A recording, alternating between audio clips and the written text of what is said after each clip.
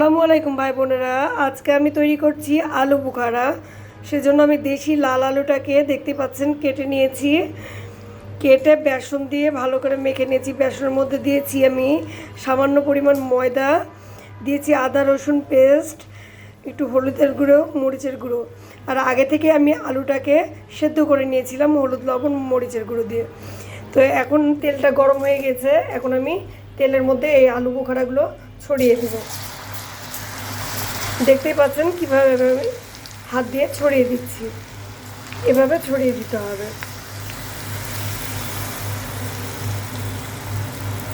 আর একটু পর পরে নাড়া দিতে হবে যেন দলা না পেকে যায়। তো দেখতেই পাচ্ছেন ভাই বোনেরা, এটা চাপ হয়ে গেছে। এখন আমি এটাকে এভাবে খুন্তির সাহায্যে এটাকে আমি এভাবে আলাদা আলাদা করে নিই।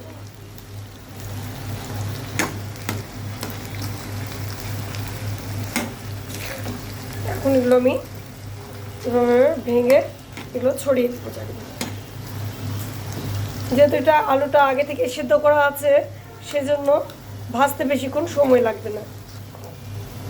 একটু কড়া হলেই আমি নামিয়ে নেব এটাকে।